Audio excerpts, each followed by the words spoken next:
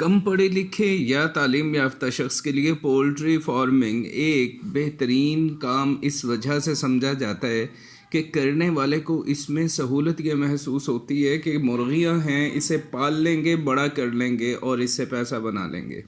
और एक फिर सोच जब ये आई कि हम जो खुराक के पैसे इस पर ख़र्च कर रहे हैं ये बचा लें, तामीर हम इसकी जैसे कैसे करके कर दें, कुछ बांस तीले मट्टी के घर बना दें और इनको हम ग्राउंड में छोड़ देते हैं, तो ये हमें 3-4 माह के बाद देसी मुर्गियाँ अच्छे भले पैसे बना देंगी और हम एक अच्छा रोज़गार का ज़रिया जो है वो खड़ा करने में कामयाब हो जाएंगे।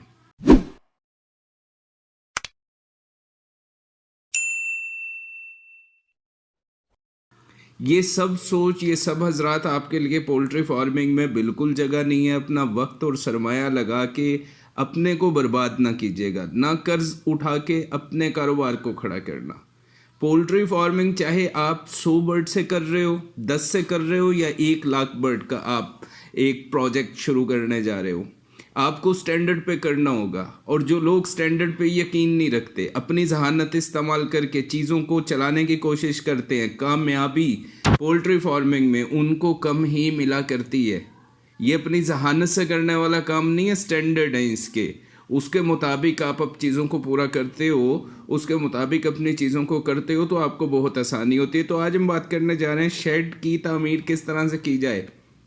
वो हज़रात जो तामीर करना चाह रहे हैं, 8-10-20 हज़ार मुर्गी का शेड बनाना चाह रहे हैं, तो उनके लिए एक तरह की तामीर होते हुए आपको कुछ चीज़ों की शऊर दिया जाएगा और इसे नज़रअंदाज ना कीजिएगा। हमारे देखने में जितने शेड आए 80% से ज़्यादा महरूम हैं शेड, वो तामीर का पैसा भी लग गया, सब कुछ कर दिया, लेकिन उन शेड्स के अंदर इन इब्तदाई असूलों को नज़रअंदाज कर दिया गया और सत्यानाश। और कुछ यूट्यूबर हमारे जो ये चैनल को प्रमोट करने के लिए कभी किसी शेड पे चढ़ के वीडियो बनाते हैं, कभी किसी शेड पे चढ़ के बनाते हैं, तो उन्होंने और नस्ल का बेड़ा गर्क कर दिया हमारी।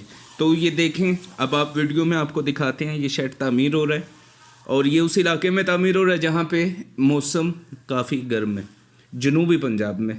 और यहाँ पर अगर आप या किसी और इलाके में भी तामीर करना जा रहे हो जहाँ पे इतना शदीद दर्जा हरारत नहीं होता, तो सबसे पहली चीज़ आप अगर मुमकिन बनाओ शेड को ऊंचा रखना।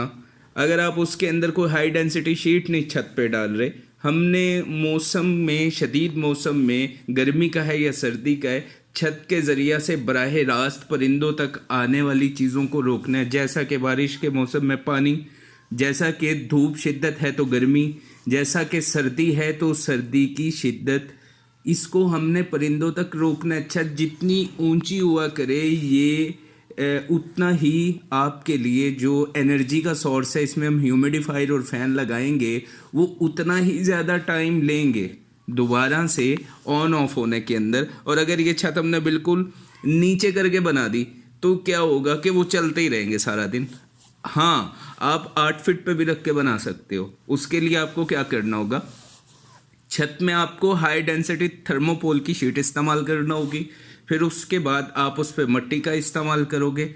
मट्टी का इस्तेमाल करने के बाद आप फिर उसको जिस तरह से आप बेहतर समझते हैं कि पानी नीचे ना पहुंचे, इस चीज़ को मुमकिन बनाओगे। जिस शेड में नए हैं या पुराने, बारिश जब बरसात के मुसलसल 2-3 दिन लगी रहती है और उनसे पानी टपकना शुरू हो जाता है, वो बहुत बुरी तरह मुतासिर करेंगे आपकी प्रोडक्शन को। चूज़ा चाहे किस भी एज में पड़ा हुआ है, बहुत ही ज़्यादा मुश्किल है कि इससे फंगस से पैदाशुदा बीमारियाँ हमारे चूज़ों को, ब्रीडर्स को, हमारी मुर्गियों को बराह रास्त मुतासिर करती हैं। तब्दील करने में फिर तब्दील उसको करें दोबारा से, हम उसमें कोई रास्ता रह नहीं जाता और वो तब्दील करना भी एक तकलीफ है।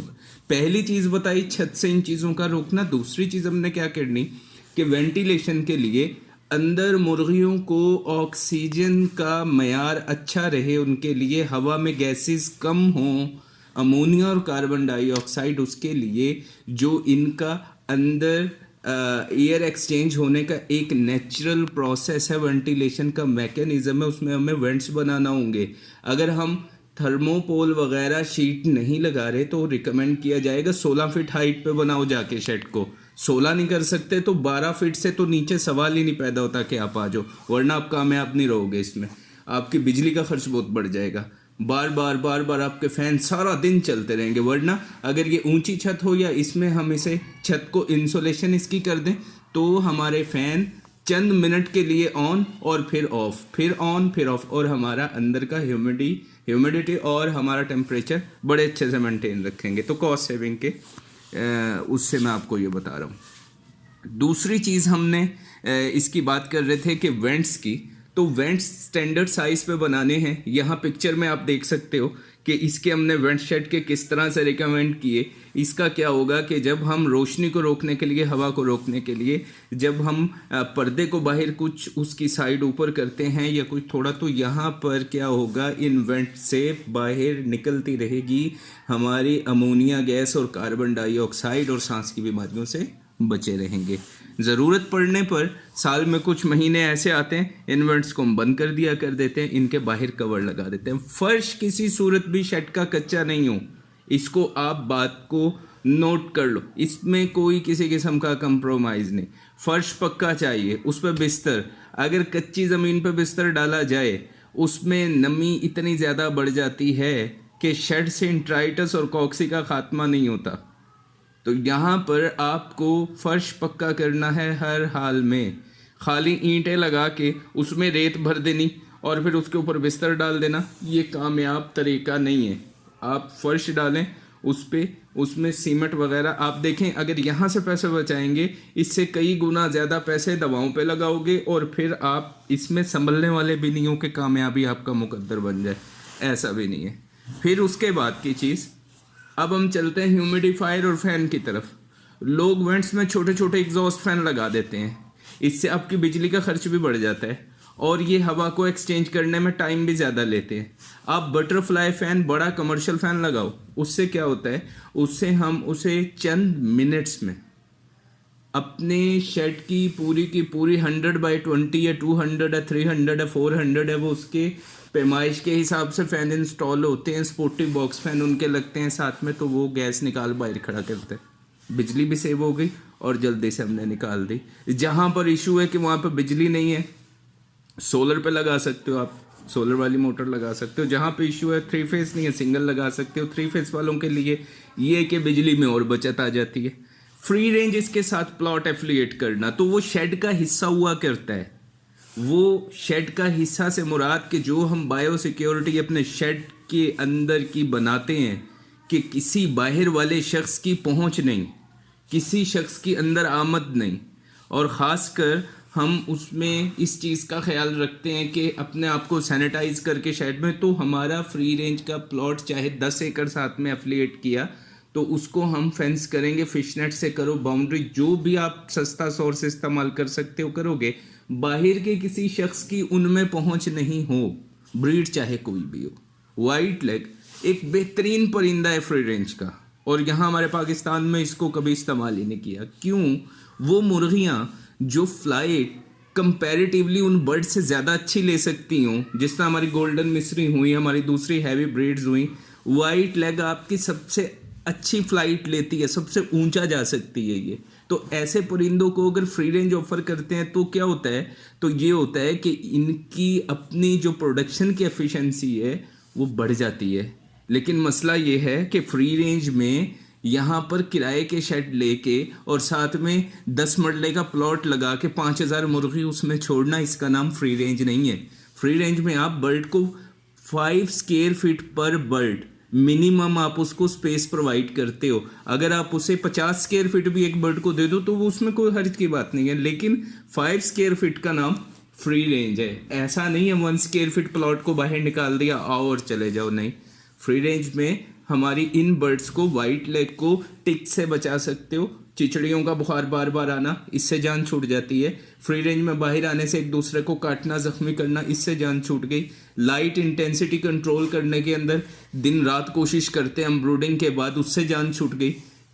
और इसके अलावा इन सारी चीज़ों में उसके ऊपर असर क्या पड़ा, मूड खुशगवार, स्ट्रेस दूर हो गया। और जब ये चीज़ होती है तो क्या होता है, जिस्म पे मुदाफ़ियती निज़ाम उठता है, मुदाफ़ियती निज़ाम बनता है। जब जिस्म से दबाव दूर होता है, अच्छे मूड में हुआ करती है जानदार चीज़, तो उसका अपना जो अंदर ये मुदाफ़ियती निज़ाम है जो बाहर के किसी भी बीमारी से उसकी हिफाजत करता है, बहुत मजबूत हो जाया करता है। और इसमें हमें यकीनी तौर पे परिंदे की अच्छी प्रोडक्शन मिलती है उसकी अपनी पैदावारी सलाहियत के मुताबिक। तो यहाँ पर फ्री रेंज के लिए ये शेड जो डिज़ाइन कर रहे हैं, इसमें ऊंचाई फर्श का पक्का होना, जालियाँ पूरी लगी होना, इसमें हम कहीं से पैसे ना बचाएं कि इसमें टाट लगा लें, टीन लगा लें, पुराने पर्दे, या आपने कितने देखे होंगे यूट्यूब पे, फलां फार्म बंद हो गया, फलां बंद हो गया, फलां बंद हो गया, वो बंद हो गया। क्यों बंद हो गया? बताने वाले और सुनने वाले दोनों का मकसद ये है कि कुछ लगे ना और पैसा बना लें।